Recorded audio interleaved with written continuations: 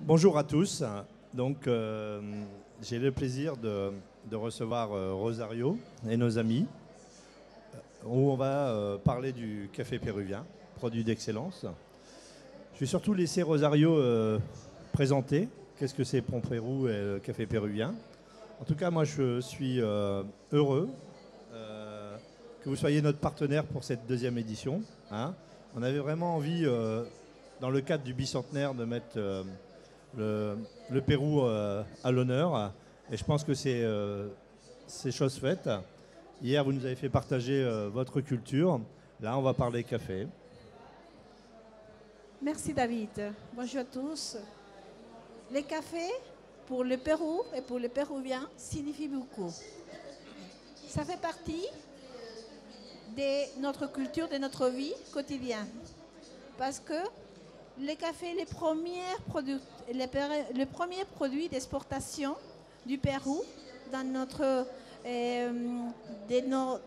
presque Amazonie et implique la vie de plus de 250 000 familles péruviennes qui vivent de la culture des cafés d'excellence. Grâce au microclimat que possède le Pérou, nous a permis de pousser des cafés d'altitude qui cohabitent en harmonie avec tout un système écoforestal aujourd'hui, avec un respect de l'environnement. Aujourd'hui, Prom-Pérou, l'agence de promotion des exportations du Pérou en France, que j'ai le plaisir de gérer, a deux invités spéciaux. Monsieur Collias de la société Saldag, le plus ancien importateur-distributeur de café du Pérou et des autres produits de commerce équitable, et un invité très très spécial qui vient de Piura, de la région du nord du Pérou, de la coopérative Norandino, Santiago Paz, qui est un expert pour le marché européen aussi.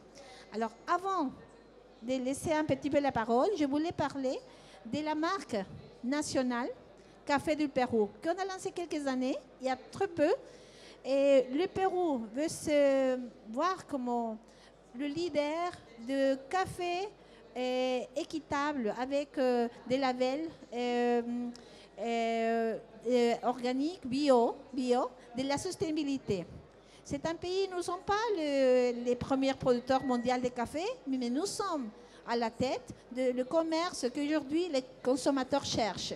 Ceux qui ont une traçabilité pas seulement organoleptique, mais aussi sociale. Avec la marque nationale Café du Pérou que vous voyez sur ces sacs en jute, que nos importateurs français maintenant disposent. Et je voudrais remercier à tous les torréfacteurs français, non, qui ont choisi depuis des années l'origine Pérou. L'origine Pérou. Merci David pour ce choix. Non?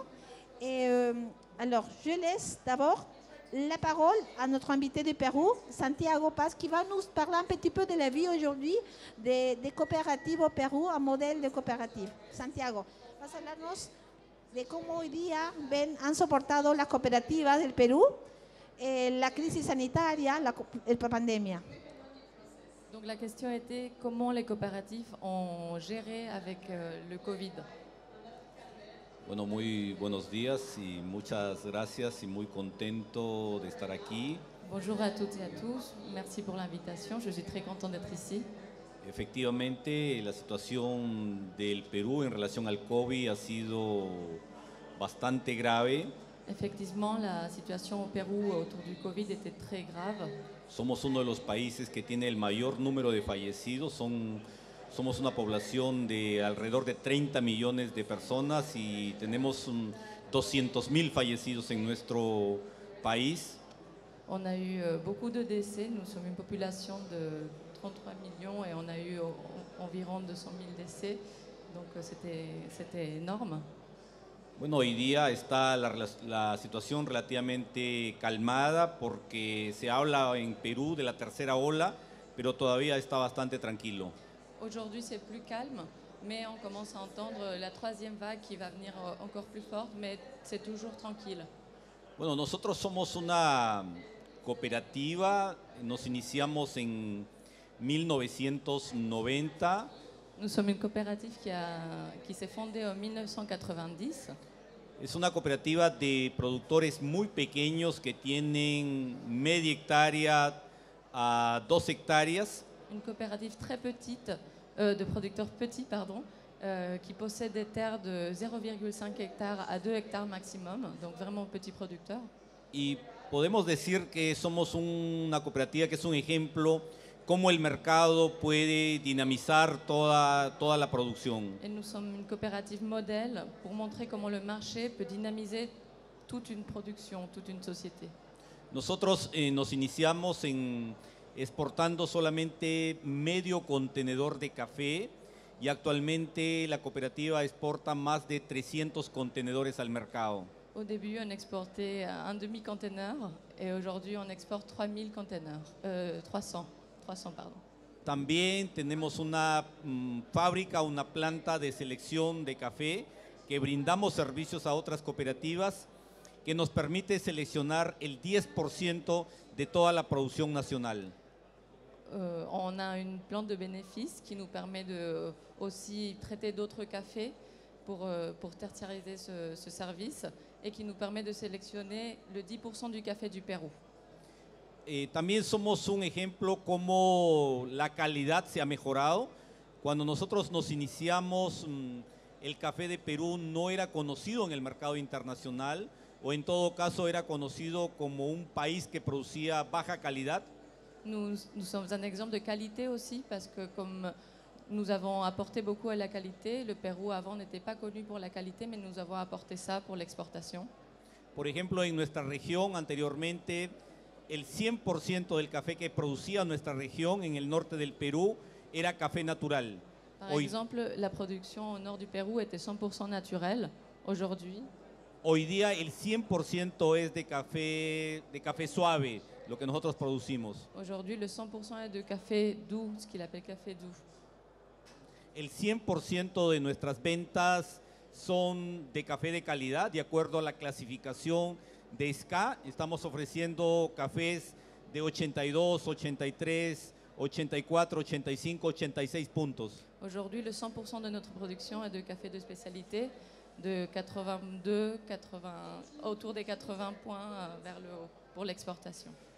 Bueno, entonces muy contento de estar aquí y creo que tenemos grandes retos que nos quedan a nuestra organización para seguir avanzando en el mercado. Donc je suis très content d'être ici et je pense qu'il y a beaucoup d'avenir et beaucoup de choses à développer autour du café péruvien. Merci beaucoup.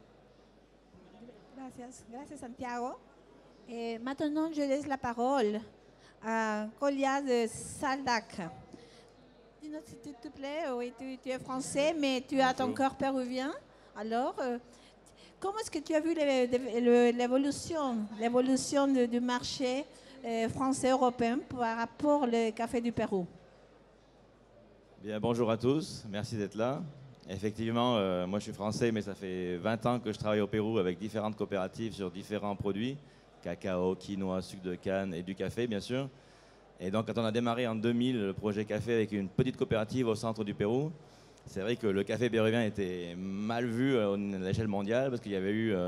il y a eu 20 ans de terrorisme dans les années 80-90 au Pérou qui ont fait que beaucoup de producteurs ont quitté leur plantation. Le café s'est dégradé. Il y a même eu une décote par rapport au prix de la bourse de 15 $ dans les années 2000.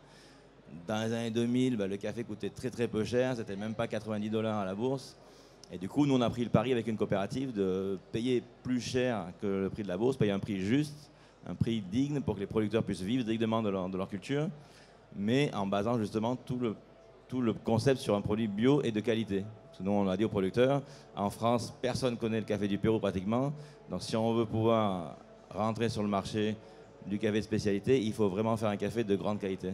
Donc les producteurs ont pris le pari avec nous, se sont mis à faire du bon café, ils savent tous faire du bon café, mais des fois, ils font du bon café, puis ils vont à la ville vendre leur café à des négociants qui proposent un prix tellement bas qu'ensuite le café est mélangé avec d'autres lots et ils se disent ouais, tant d'efforts pour que mon café finisse avec du café pas bon, quoi. Donc en offrant un prix qui valorise le travail du paysan, les producteurs font un effort pour faire du café de grande qualité. Et quand au début, en 2001-2002, j'allais voir les torréfacteurs en leur proposant le café du Pérou, le retour souvent que j'avais, c'était « Oh, le café du Pérou, non, c'est pas bon. » Alors que justement, non, en laissant des échantillons du café avec derrière justement le savoir-faire paysan et le savoir-faire et la qualité du produit, bah, du coup, effectivement, on a réussi à rentrer sur le marché de la torréfaction, à vendre de plus en plus de café, à acheter de plus en plus de containers à la coopérative. C'est pareil, nous, on a démarré avec 500 kilos et maintenant on achète 8 containers à la coopérative. Et les clients sont... Et depuis 20 ans, maintenant le Pérou est devenu premier producteur mondial de café bio. Parce qu'au Pérou, on a beaucoup de petites parcelles. Il n'y a pas des grosses plantations comme au Brésil ou au Guatemala ou même en Colombie. C'est beaucoup des petites parcelles de petits paysans qui sont déjà souvent en bio parce qu'ils n'ont pas les sous pour acheter des engrais chimiques. Donc, par définition, c'est vrai que c'est un café bio qui pousse à l'ombre, qui respecte la biodiversité. Il n'y a pas de champ à ciel ouvert au Pérou, c'est que du café de biodiversité qui respecte justement l'environnement, avec vraiment un engagement de la part des producteurs pour produire un café de qualité et respectueux de la biodiversité. Et c'est ce qui a plu à tout notre réseau de clients torréfacteurs. Et en 20 ans où nous justement, parce que nous on va au Pérou tous les ans, on passe 3-4 mois par an au Pérou pour voir les avancées, pour faire le suivi des filières avec les producteurs. Et l'État a justement beaucoup investi aussi au Pérou pour faire connaître le café, pour que les gens s'organisent. Au Pérou, on a un système qui vient de l'ère Inca où il y a beaucoup de... où la gestion se fait souvent en communauté. Donc la formation de coopératives, en fait, va de soi, quoi. Donc il y a beaucoup de coopératives, de petits producteurs qui ont été créés, tous engagés dans une démarche bio et de commerce équitable, et basant sa production sur un café de qualité. Et c'est vrai que maintenant, le Pérou est reconnu par ses terroirs au nord du Pérou, au centre du Pérou, au sud du Pérou. Il y a beaucoup de micro-lots, de petits cafés de producteurs, de petites coopératives, de petites plantations. Et c'est vrai que l'image a complètement changé d'il y a 20 ans à aujourd'hui, quoi. Et d'excellents Et c'est ce qui cafés est bien, en plus. quoi. Et d'excellents cafés. Ouais. Voilà, moi je travaille par exemple avec un café de la région de Cusco. Voilà, donc et aujourd'hui nos clients en sont fans, quoi. Voilà. En tout cas, merci pour le travail que vous faites. Continuez, et c'est vraiment très intéressant. Je laisse le mot de la fin à Rosario. Oui, David, merci. Oui, je voulais ajouter que aussi que l'État travaille fortement pour augmenter la consommation de café à l'interne, de manière locale, parce que nous sommes des grands exportateurs de café, mais la consommation était très faible. Alors, il y a toute une révolution au Pérou, parce que le producteur, d'abord, exporte de manière directe à travers des modèles coopératifs, mais aussi, il commence à ouvrir des torréfactions dans le même Pérou. Alors, il y a des cafétérias, des coffee shops qui s'ouvrent partout. Et sachez que par rapport aux autres pays, le Pérou possède 11 régions ex-cafetières. Il y a quelques voisins qui seulement ils ont une région cafetière. Nous avons 11. Ça veut dire que nous avons 11 profils de tasses totalement différents, avec des arômes différents. C'est ça la richesse de notre pays du Sud, à Nord. Nous travaillons avec des labels, des rames de sustainabilité comme le carbone neutre. Nous travaillons beaucoup. Et les coopératives, ils se certifient avec ça, surtout parce que nous sommes un pays des petits producteurs. Comme a dit Santiago, en moyenne, on détient 2 hectares par coopérative. Et ça veut dire beaucoup de choses. Alors, ça, c'est la forteresse du Pérou. Et merci pour préférer le Pérou comme origine. Et si vous souhaitez continuer à apprendre sur le Pérou, Prends Pérou a un stand voilà, dans notre hall. En tout cas, merci Rosario. Merci à vous, messieurs. Hein, et vous êtes les bienvenus chez nous, en tout cas. Hein, je pourrais un cadeau et devant tout le monde. Bravo.